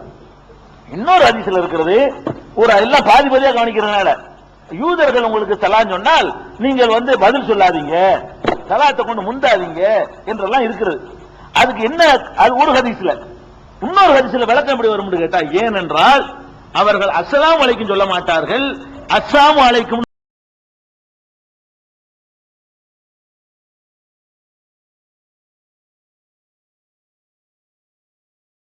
நம்ம இந்த சலாம்ங்கிறத வந்து பொதுமைப்படுத்தி இருந்தீர்களேயானால் அந்த மக்கள் இப்படியே இதையே பழக்கமாக்கி சலாத்துல நெருங்குறவன் தொழுகையில வந்து நெருங்குவான், தொழுகைக்கு வந்து பார்க்க வருவான், இது நல்லா இருக்க நம்ம இதுல சேர்த்துக்கிறோமே, இப்படித்தான் வரும். ஒவ்வொருத்தருக்கும் ஒரு விஷயம் கவரும். அப்ப தொழுகை முறையை பார்க்க ஆரம்பிப்பான், பழக்க வழக்கத்தை எல்லாமே சிறப்பா தானே இருக்குது, நல்லா இருக்குது. நீங்க என்ன சொல்றீங்கன்னா மேடை போட்டு பேசி போடுறீங்க, நான் சலாம் தான் இது குட் மார்னிங் விட எவ்வளவு சிறந்தது தெரியுமா, வணக்கத்தை விட எவ்வளவு சிறப்பா இருக்கு தெரியுமா, சிறப்புன்னா எல்லாத்தையும் கொடுத்தா தானே சிறப்பு. ஒருத்தன் இது சிறப்பா எவ்வளவு பெரிய சாமான் நான் கடை வச்சிருக்கிறேன், இது எப்படிப்பட்ட சாமான் தெரியுமாங்கிறான், கேட்டா நீ உனக்கும் தர மாட்டேன். அப்புறம் என்ன விளம்பரம் பண்ற? ஒரு பொருளை விளம்பரம் பண்ணா கொடுக்கணும், கேட்கிறவனுக்கு கொடுக்க நீ தயாரா இருக்கணும். இது மாதிரி ஒரு பொருள் உலகத்துல இல்ல, இது எல்லாரும் அவசியம் பயன்படுத்தணுங்கிற பிரச்சாரம் பண்றீங்க. அவன் வந்து கேட்கறான், எனக்கு ஒண்ணு தாங்க, ஒண்ணு தர மாட்டேன்.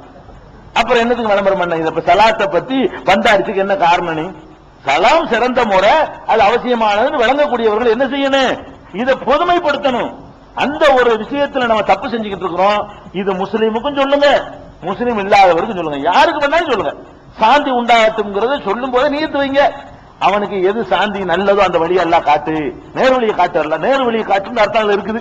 அஸ்ஸலாமு அலைக்கும்னா நேர் வழி தானுங்க பெரிய சாந்தி. சாந்திலே பெரிய சாந்தி எது? நேர் வழியில இருக்கிறது, அல்லாஹ்வுடைய நினைவுல இருக்கிறது, ஒழுங்கான மார்க்கத்தில் இருக்கிறது தான் நேர்வழி. நீங்க திருப்பி திருப்பி அவனுக்காக வேண்டி துவா செஞ்சுக்கிட்டு இருந்தா ஒரு நேரம் இல்லாட்டி ஒரு நேரம் ஏற்றுக்கொள்ளப்பட்டு அவர்களுக்கு ஹிதாயத்து கிடைக்க வாய்ப்பு இருக்கிறது. அது மாதிரியாக இது எல்லாருக்கும் நம்ம சலாம் சொல்லணும். இல்ல நம்ம தப்பு செஞ்சுக்கிட்டு இருக்கிறோம். ரசூல் ஸல்லல்லாஹு அலைஹி வஸல்லம் வந்து முஸ்லிமுக்கு மட்டும் உள்ளது என்று உடமையாக்கி சொல்லவே கிடையாது, பொதுவா தான் சொல்றாங்க. அது சொல்றாங்க ரசூல் ஸல்லல்லாஹு அலைஹி வஸல்லம், லா ததுகுலூனல் ஜன்னத ஹத்தா துமினு, நீங்கள் நம்பிக்கை கொள்ளாத வரை, இதுக்கு எவ்வளவு முக்கியத்துவம் கொடுக்கறான்னு பாருங்க. நீங்க நம்பிக்கை கொள்ளாத வரை சொர்க்கத்துக்கு போக மாட்டீங்க. வலா துமினு ஹத்தா தஹாபு, ஒருவரை ஒருவர் விரும்பாத வரை நீங்கள் சொர்க்கத்துக்கு நீங்கள் ஈமான் கொண்டவர்கள் ஆக மாட்டீர்கள். நீங்க சொர்க்கத்துக்கு போறதா இருந்தா உங்களுக்கு ஈமான் வேணும். உங்களுக்கு வந்து ஈமான் எப்ப வரும்னு கேட்டா ஒருவருக்கு ஒருவர் அன்பு செலுத்தினால் தான் வரும். இப்படின்னு சொல்லிட்டு ரசூல் ஸல்லல்லாஹு அலைஹி வஸல்லம் சொல்றாங்க, ஒருவருக்கு ஒருவர் அன்பு செலுத்துறதுன்னு நீங்க முடிக்காதீங்க. ஈஸியா லேசா ஒருவருக்கு ஒருவர் அன்பு செலுத்துவதற்கு ஏற்ற ஒரு காரியத்தை நான் சொல்லி தரட்டுமா? ரசூலுல்லாஹ் கேக்குறாங்க, அன்பு செலுத்துறது எப்படி அன்பு செலுத்துறது, திடீர்னு எப்படி அன்பு செலுத்த முடியும் அப்படின்னு நினைக்கிறவர்களுக்கு சொல்றாங்க, அது பெரிய விஷயம்லாம் கிடையாது.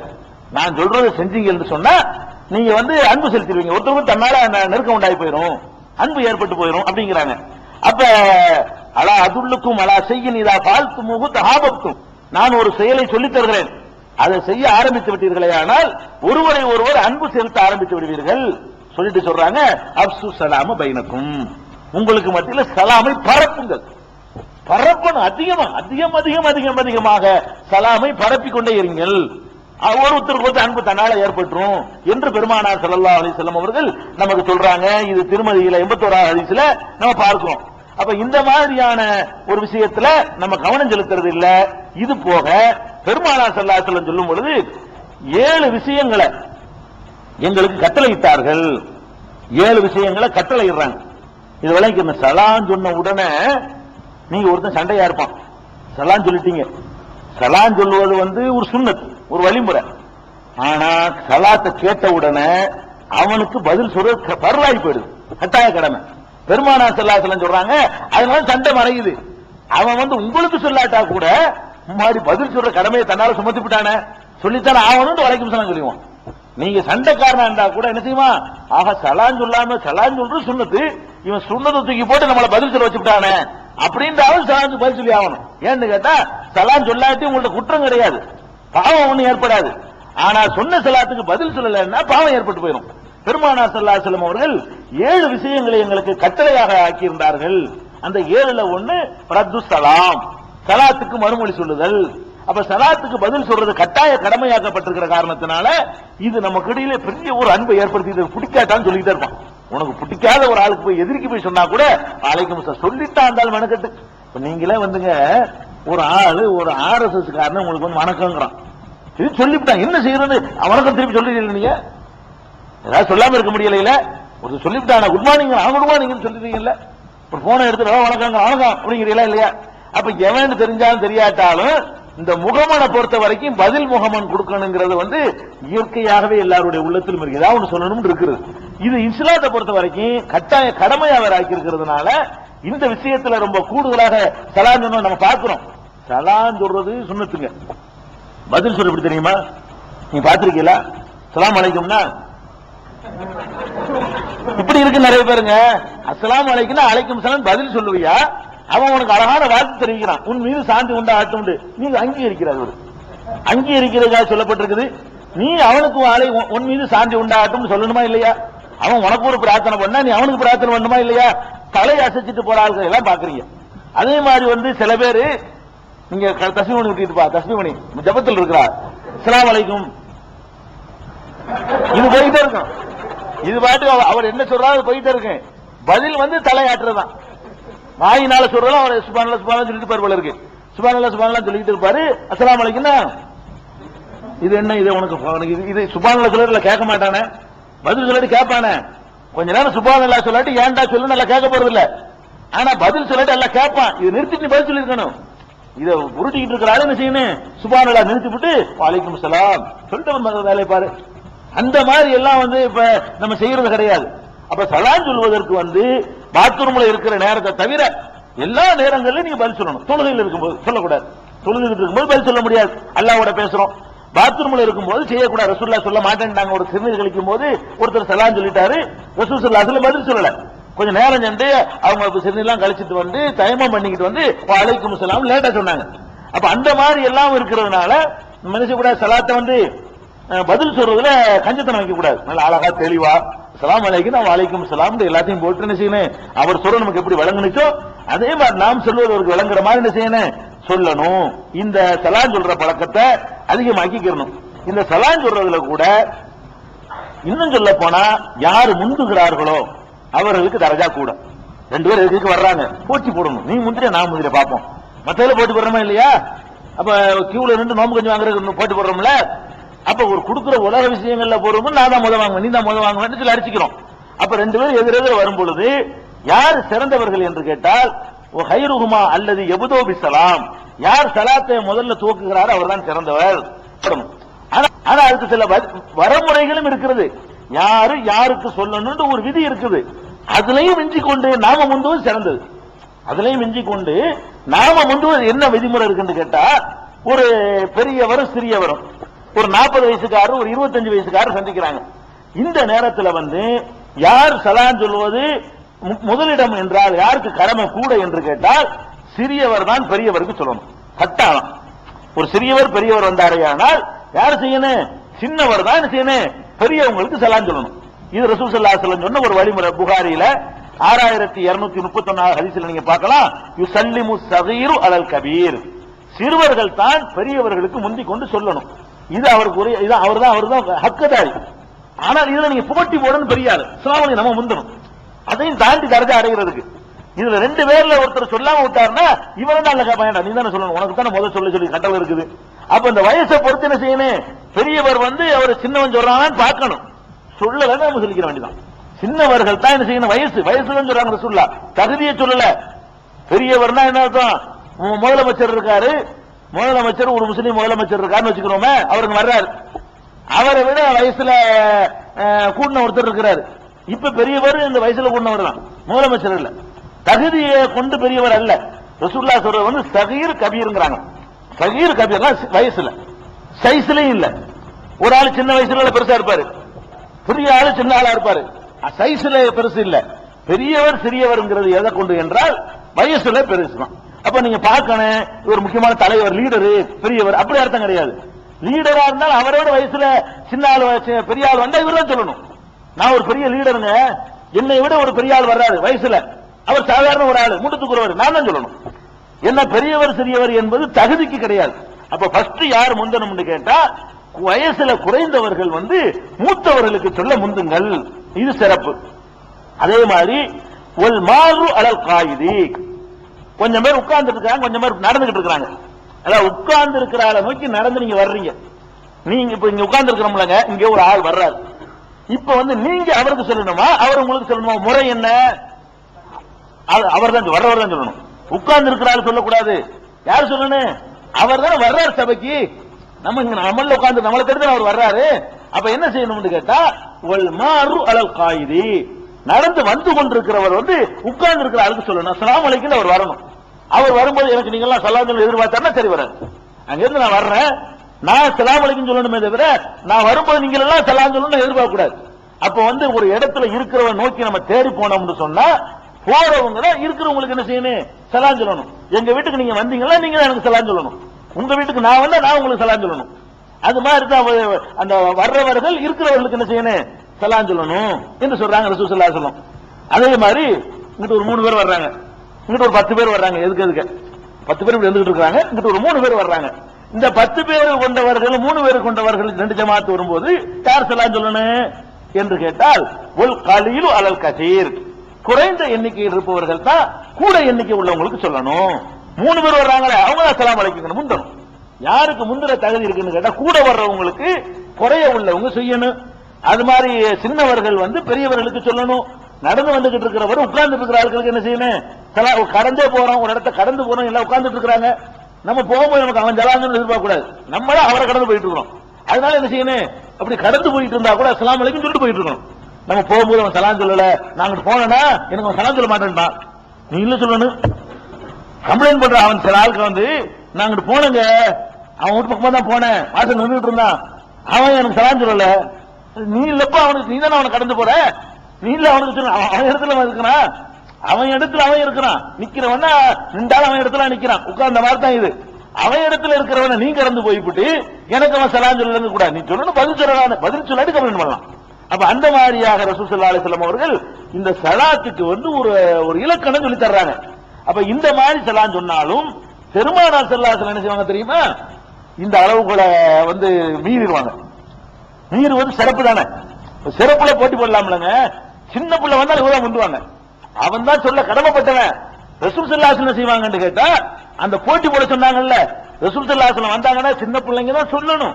ஆனாலும் ரசூல் ஸல்லல்லாஹு அலைஹி வஸல்லம் அந்த கௌரவத்தையும் பார்க்க மாட்டாங்க, அவங்க தான் முந்துவாங்க. இது ரெண்டுலயுமே வந்துங்க, வர்றவருக்கு இருக்கிறவர் சொல்றது, இப்ப சின்ன ஆளுக்கு பெரிய ஆளு சொல்றதெல்லாம் அவர்களுக்கு சிறப்பு என்ற அடிப்படையில் தான். ஆனால் இந்த சிறப்பை கொடுக்காமல் நீங்க போட்டியிட நினைத்தால் போட்டியிடலாம். நான் வர்றேன், நான் தான் உங்களுக்கு சலாம் சொல்லணும், நீங்க முந்தி சொல்லலாம். போட்டி போட்டால் அவர்கள் சிறந்தவர்கள் ஆயிடுவார்கள்.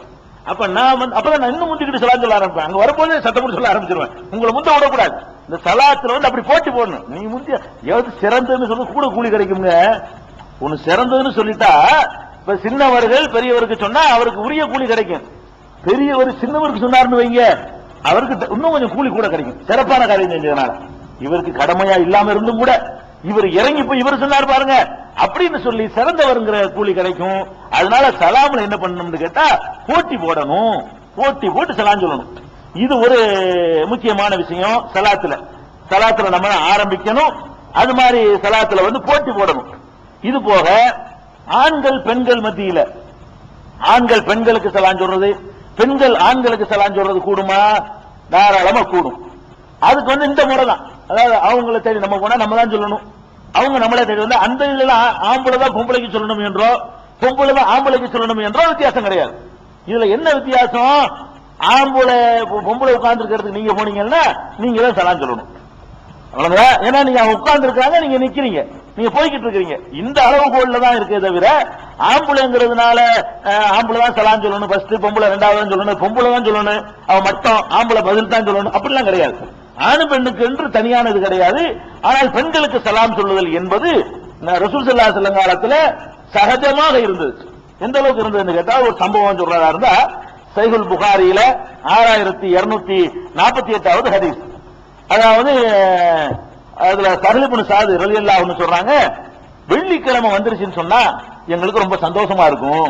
ரசூல் ஸல்லல்லாஹு அலைஹி வஸல்லம் காலத்துல வெள்ளிக்கிழமை வந்துச்சுன்னு வைங்க, எங்களுக்கு பயங்கரமான சந்தோஷமா இருக்கும். என்னத்துக்கு சந்தோஷம்? ஜும்மா தொழுகைக்காக இல்ல, அது தனி சந்தோஷம்.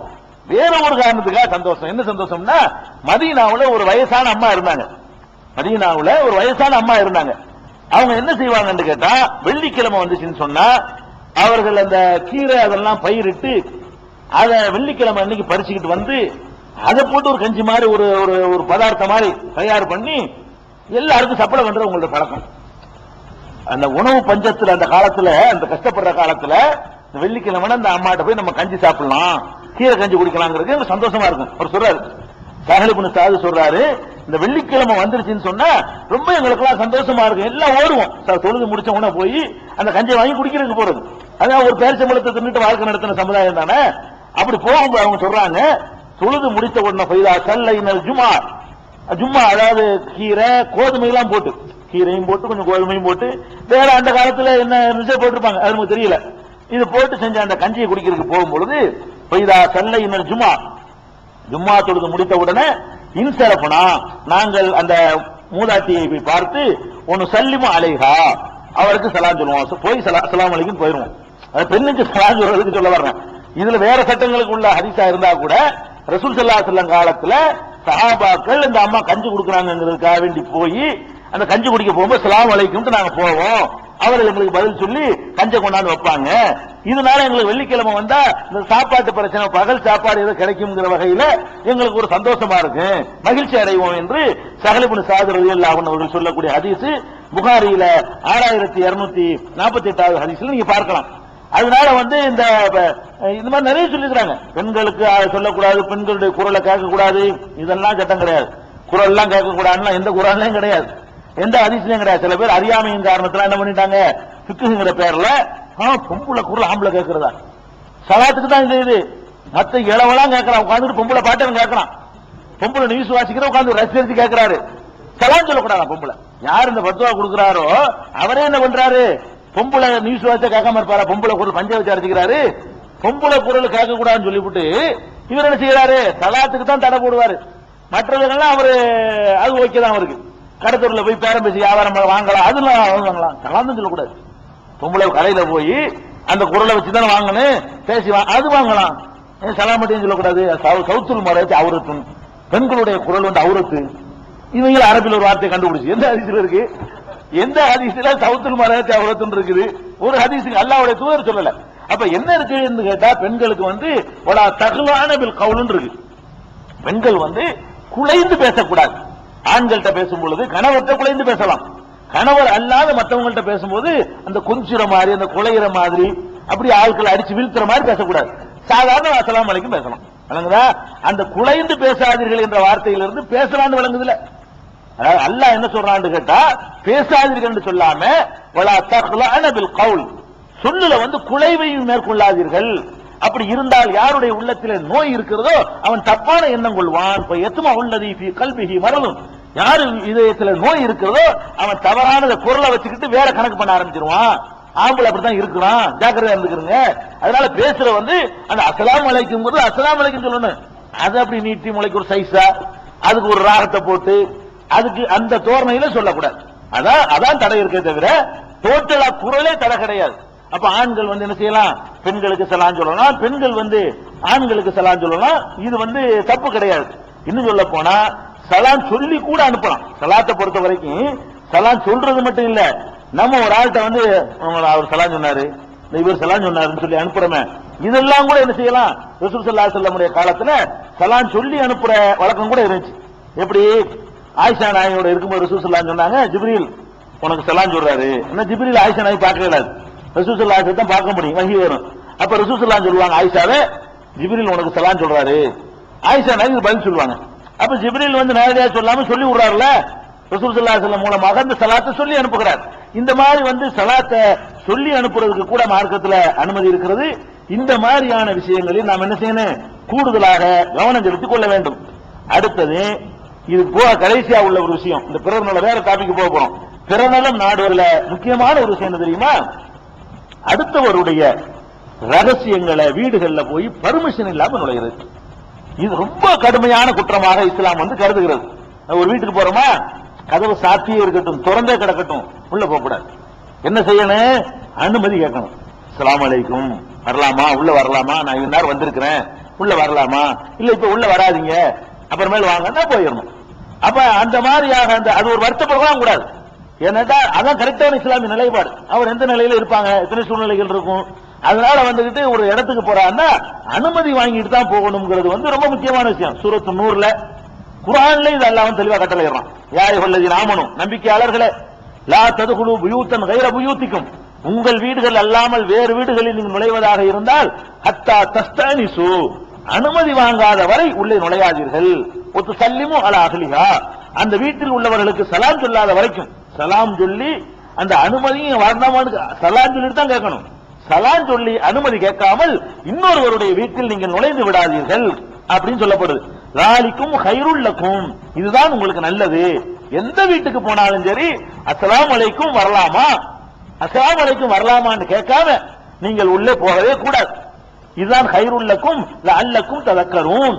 அது வந்து நீங்கள் இதான் உங்களுக்கு சேர்ந்தது. இப்ப இல்லம் தஜிது ஃபிஹா அஹதன், வீட்டுல ஒத்தரையுமே காணா, திறந்து வச்சுட்டு எங்க வெளியே போயிட்டாங்க, வீடு திறந்து கிடக்கிறது, அப்படி இருக்குமே. ஆனால் பல ததுகுலுஹா, நுழைந்து விட ஆளுதான் இல்லையே, நுழைந்து விடாதீர்கள். ஹத்தா யூதன் நடக்கும், உங்களுக்கு அனுமதி கிடைக்காத வரைக்கும் திறந்து கிடக்கிற வீடா இருந்தாலும் உள்ளே நீங்கள் போகக்கூடாது. இன்னும் சொல்ல போனால் ஒயின் கீழக்கு முறிஞ்சு திரும்பி போய் விடுங்கள், இப்ப வர வேண்டாம், வேலையா இருக்கிறேன் அப்படின்னு சொல்லப்படுமையானால் திரும்பி வந்து விடுங்க. ஹு அஸ்காலக்கும், அதுதான் உங்களுக்கு பரிசுத்தமான. அல்லாஹ் சொல்றான் குர்ஆன்ல, எப்படி அழகான மார்க்கன்னு பாருங்க. போறோம், அவங்க வந்து இப்ப முக்கியமான அலுவலில் இருப்பாரு, அல்ல வேலையா இருப்பாரு, அல்ல பெண்ணு மட்டும் தனியா இருப்பாங்க. நீங்க போய் உங்களை உட்கார வச்ச பித்தனா வரும். நீங்க போறீங்க, இல்ல இப்ப வீட்டுல ஆள், நீங்க அப்புறம் வாங்க, வீட்டுல ஆம்பளை இல்ல, நீங்க அப்புறம் வாங்க, வந்து ஒண்ணு திரும்பிடணும். பரிஜு, திரும்பி விடுங்கள். ஹு அஸ்காலக்கும், இதுதான் உங்களுக்கு வந்து சிறந்தது என்று அல்லாஹ் ரப்பல் ஆலமீன் திருமறை குர்ஆன்ல சூரத்து நூர்ல சொல்லி காட்டுகிறான். அப்ப இந்த மாதிரியான முறையில அனுமதி வாங்குதல் என்பதை நம்ம வாழ்க்கையில் என்ன செய்யணும், ரொம்ப கவனமா கடைபிடிக்கணும். பெருமானார் ஸல்லல்லாஹு அலைஹி வஸல்லம் அவர்கள் வீட்டுல இருக்கும்போது ஒரு ஆள் என்ன பண்றாருன்னா, வீட்டுல இருக்கிறாங்க, ஒரு துணி கதவுலாம் கிடையாது ரசூலுல்லாஹ்வுடைய வீட்டுக்கு, ஒரு திரை தான் கிடக்கும், ஒரு திரை தான் தொங்குமே தவிர பெரிய டோர்லாம் கிடையாது, குடிசை தானே, குடிசை ஒரு திரை சாக்குமா படுதா கிடக்கும். இவர் இப்படி எட்டி பாக்குறாரு, தலையை விட்டு. ஒரு ஆளு ரசூலுல்லாஹ்வுடைய வீட்டுல போய் தலையை விட்டு எட்டி பாக்குறாரு. ரசூல் ஸல்லல்லாஹு அலைஹி வஸல்லத்துக்கு வந்து ரொம்ப கோவம் வந்துருச்சு. எட்டி பார்த்தோம். புகாரில 6241 ஹதீஸ்ல பார்க்கலாம். ரசூல் ஸல்லல்லாஹு சொல்றாங்க, நீ இந்த எட்டி பார்த்ததுக்கு முன்னாடி தெரிஞ்சிச்சுன்னு வையி, ஈட்டி எடுத்து உன் கண்ணை தோண்டி இருப்பேன் அப்படிங்கிறாங்க ரசூல் ஸல்லல்லாஹு அலைஹி வஸல்லம். எதுக்குப்பா அந்த அனுமதி வாங்கணும்னு சொன்னதே வந்து காலை உள்ள வைக்கிறதுக்கு இல்லப்பா, பார்வைக்கு ஆத்தான். ரசூல் ஸல்லல்லாஹு அலைஹி சொல்றாங்க, இன்னமா ஜுஇலல் இஸ்திதானு மின் அஜலில் பஸர், அனுமதி வாங்கணும்னு சொன்னது எதுக்கு தெரியுமா, இந்த கண்ணுக்கு தான்ப்பா அனுமதி, உடம்புக்கு இல்ல. நீ வந்து நான் உடம்பு வெளியே அன்னைக்கு தலையத்தானே விட்டு பார்த்தேன், கண்ணல்ல எட்டி தானே பார்த்தேன், எட்டி பார்த்தது ஒண்ணுதான், உள்ளக்க போறது ஒண்ணுதான். அனுமதி வாங்க சொன்னது அந்த கண்ணு குருடனா இருந்தா தான் அனுமதி வாங்க வேண்டியது இல்ல. அதே வருங்க அந்த ஹதீஸ்ல இருந்த குருடனா இருந்தா அவன் அனுமதி வாங்க போய் அவன் குற்றவாளி எதுவும் பார்க்கலாம, அந்த வீட்டுடைய ரகசியங்களா போக்குவரத்து எதுவும் தெரியல. ரசூல் ஸல்லல்லாஹு அலைஹி சொல்றாங்க, இந்த அனுமதி வாங்கணுங்கிற சட்டம் ஏன் வந்து தெரியுமா, மின் அஜலில் பஸர், பார்வைனாலதான் அந்த அனுமதி. நீ எட்டி பார்த்து விட்டிய, எட்டி பார்க்கறது உள்ள அத்துமே நுழையிறது தானே. அப்ப நம்ம எட்டி பார்க்கறது எல்லாத்தையும் இருக்கா இல்லையா, நமக்கு எல்லாருமே என்ன செய்யறான், என்ன செய்ய எட்டி பார்க்கறது இருக்கா இல்லையா. இது என்ன எட்டி பார்க்கிற வழக்கம், ஜன்னல்ல எட்டி பார்க்கறது, சாவி துவாரத்துல எட்டி பார்க்கறது, இதெல்லாம் வந்து எல்லாத்தையுமே இந்த சைத்தான இருக்கிறான். எட்டி பார்க்க கூடாது. இன்னொருத்தருடைய ரகசியங்கள்ல போய் நுழைகிறதுங்கிறது பெரிய பாவம். இன்னும் சொல்ல போனா ஒரு தடவை அபு சயீதுல் குத்ரி சொல்றாங்க, அப்ப நான் இருக்கும் பொழுது அபு மூசா வந்தார். அபு மூசா சொல்றாரு, உமர் ரலியல்லாஹு அன்ஹு வந்து அஸ்ஸலாமு அலைக்கும் சொல்றாரு. உமர் ரலியல்லாஹு அன்ஹு போய் பார்க்க போறாருங்க. போனா அஸ்ஸலாமு அலைக்கும்ங்கறாரு. உமர் ரலியல்லாஹு அன்ஹு வேலையில இருந்துப்பாங்க போல இருக்கு, பதில் வரல. மறுபடியும் அஸ்ஸலாமு அலைக்கும்ங்கறாரு, பதில் வரல. மறுபடியும் அஸ்ஸலாமு அலைக்கும்ங்கறாரு, பதில் வரல. இவர் அபூ மூஸா வெறும் திரும்பிட்டாரு. பிறகு இவர் வேலையெல்லாம் முடிச்சிட்டு சொல்றாங்க, அபூ மூஸா வந்தாரு, அவரு போயிட்டாரு வந்துட்டு அப்படின்னு சொல்லி உமர் ரலியல்லாஹு அன்ஹு சொல்றாங்க. உடனே அவர் கூட்டிட்டு வா அப்படின்ட்டாங்க. ஏன் இப்ப வந்தீங்களா, வந்தா உள்ள வர வேண்டியானா, கேட்டு வர வேண்டியானா, எப்படி நீ போன அப்படிங்கிறாங்க. அப்ப அபூ மூஸா சொல்றாரு, ரசூல் ஸல்லல்லாஹு அலைஹி வஸல்லம் ஹதீஸ்க்காக தான் நான் போயிட்டேன். என்ன ஹதீஸ்? ஒரு இடத்தில் 3 தடவை நீங்கள் சலாம் சொல்லுங்க, 3 தடவை பதில் வரலன்னு சொன்னா திரும்பிடணும். 3 தடவை பதில் வரலன்னு போட்டு கட்ட கொட்டச்சி பதில் சொல்லக்கூடாதுக்கா, பதில் சொல்லாம ஒருத்தன் இருப்பான், அவன் வந்து வர விரும்பல, ஏதோ காரணம் இருக்கு, அடிச்சு ஒட்டச்சி தட்டத்தை தட்டி ஜன்னலை குத்தி அதை குத்தி இதெல்லாம் செய்யக்கூடாது. அஸ்ஸலாமு அலைக்கும் வேண்டியது, பதில் இல்லையா இன்னொரு அஸ்ஸலாமு அலைக்கும், பதில் இல்லையா இன்னொரு அஸ்ஸலாமு அலைக்கும், முடிஞ்சு வச்சு கதை. அது மாதிரி வந்து திரும்பிட்டார் இவரு. உமர் வந்து இந்த ஹதீஸை கேள்விப்படல. இது இந்த சாட்சி நிப்பாட்டல அவன் தொலைச்சு போடுவேன், இப்படி எங்க இருக்காது. ரசூலுல்லாஹ் எப்ப சொன்னாங்க, நீ சொன்னதுக்கு சாட்சியை கொண்டு வந்துட்டாரு, அக்கிமலையில் பையனான்ட்டாரு, ஆதாரத்தை கொண்டு வந்துட்டாரு. உடனே இவர் போய் அபூ மூஸா போய் பலத்தையும் கேட்கிறாரு, இப்படி ரசூலுல்லாஹ் சொன்னாங்களா உங்களுக்கு தெரியுமா, கேள்விப்பட்டீங்களா? நான் இல்ல நீ இல்ல எல்லாரும். கடைசியில் அபூ சயீதுல் குத்ரி நிற்கிறாரு, ஆமா ரசூலுல்லாஹ் நானே கேட்டிருக்கேன் சொல்லி கூட்டு வந்து உமர் ரலியல்லாஹு அன்ஹு நிரூபிக்கிறாங்க. ஆமா ரசூலுல்லாஹ் சொன்னாங்க, நானும் கேட்டிருக்கேன், அதை 3 தடவை தான் சொல்லணும், 3 தடவை இல்லன்னா பதில் சொல்ல திரும்பி தான் போகணும், நீங்க அவரை விசாரிக்க முடியாது அப்படின்னு சொல்லி அவர் சொன்னாருங்கிற இந்த ஹதீஸை வந்து புகாரியில 6245வது பெரிய சம்பவம். இது 6245வது ஹதீஸ்ல நீங்க பார்க்கலாம். இதெல்லாம் எதுக்குன்னு கேட்டா, பிறர் நலன்ல வந்து இந்த எட்டி பார்க்கிற விளையாட்டு கூடாது. எந்த ஒரு தனி மனிதனுக்கு ரகசியம் இருக்கிறது, ஒரு தனி இயக்கத்துக்கு ரகசியம் இருக்கிறது, தனி ஒரு நாட்டுக்கு ரகசியம் இருக்கிறது. அதெல்லாம் வந்து இப்ப சேட்டலைட் விட்டு அமெரிக்கா எட்டி பார்க்கறான்னு, இதெல்லாம் இஸ்லாமிய அடிப்படையில் பயங்கர குற்றம். இந்தியாவில் உள்ள எட்டி பார்க்கறாங்க, ஹெலிகாப்டர் விட்டு எட்டி பார்க்கறான், இந்தியாவில் என்ன இருக்குன்னு சொல்லி என்ன செய்யறான் பார்க்கறான். இதெல்லாம் அயோக்கியத்தனம். தனி நபருக்கு ரகசியங்களை எப்படி பேணப்படணுமோ அது மாதிரி ஒரு வீட்டுடைய ரகசியம், ஒரு நிறுவனத்துடைய ரகசியம் எல்லாம் அவர் ரகசியம் வச்சிருந்தாலும் ரகசியம் தான். அந்த உரிமை எல்லாருக்கும் அந்த உரிமை இருக்குது என்று சொல்லக்கூடிய மார்க்க இஸ்லாமிய மார்க்கம். அதனால பிறர் நலன்ல இந்த அற்பமான விஷயங்களை எல்லாம் கூட இஸ்லாம் தலையிட்டு நமக்கு ஒரு வழிகாட்டுதல் தருகிறது. இது ஈமானுடைய கிளை. இதுல சொல்லாத இன்னும் சில விஷயங்கள் இருக்குமானாலும் நீங்க என்ன அளவுகள் வச்சுக்கிறேன்னு, இதுல பிறர் நலன் பாதிக்குமான்னு பார்க்கணும். ஒவ்வொன்றை இதுல நமக்கும் நல்லா தான் தெரியுது, அவனுக்கு பாதிக்கும்ல விட்டுணும், இது அவனுக்கு கேடுல விட்டுணும். அப்ப அந்த மாதிரியான அளவுகளை கொண்டு நம்ம வாழ்க்கை அமைத்துக் கொள்வோமாக. இன்ஷா அல்லாஹ் ஏனைய கிளைகளை நாளைக்கு பார்ப்போம்.